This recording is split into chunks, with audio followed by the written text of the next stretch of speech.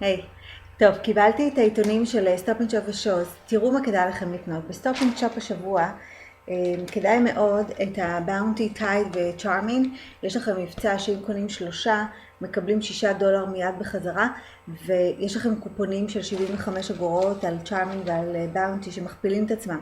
אז זה לא משנה, אין לימיט לסכום. יש אם קונים 3 מוצרים, אז תקנו את זה. אני עוד סימנתי לעצמי כאן מה עוד? בסטופ אנד שופ. אתם זוכרים את הקופון הזה שאמרתי לכם שאתם כותבים על מה אתם רוצים? אז זה לא תקף על חלב ועל טבק וכאלה, אבל כל היתר כן. תסתכלו, אתם רואים? אתם כותבים פשוט מה אתם רוצים, על מה אתם רוצים שהדולר ירד לכם, וזה מה שהם יורידו. עוד משהו זה, אתם זוכרים את מה שפרסמתי אתמול, או שזה מתפרסם היום, אני כבר לא זוכרת, את הנסטלה, את הצ'וקולד צ'יפס, כדאי לכם גם כן עם הקופון, זה יצא לכם חינם. ויש גם מי שאוכל את הפרוטאין ברז האלה, גם זה יש לכם קופון של 75 אגורות, ובקנייה של 2 אתם מקבלים את זה כמעט בחינם.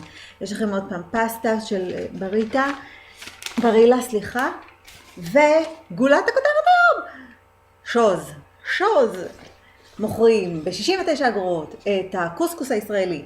אז מי שרוצה ללכת ולהוריד מדף, תשאירו איזה 1 או 2 לאלה שבאים אחריכם, או שתבקשו מהמנהל שיביא לכם מהמחסן ארגז. בכל אופן, מחיר כזה לא תראו בשום מקום, 69 אגורות, זה רק ל3 ימים. עוד היילייט שיש, זה אם קונים את המאפינס האלה, האנגליש מאפינס, קונים חבילה, מקבלים 2 בחינם. זהו, אין הרבה מבצעים השבוע בשוז. יש את הפאפס, את הטישואים בדולר.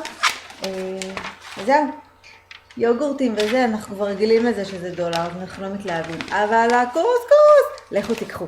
ביי!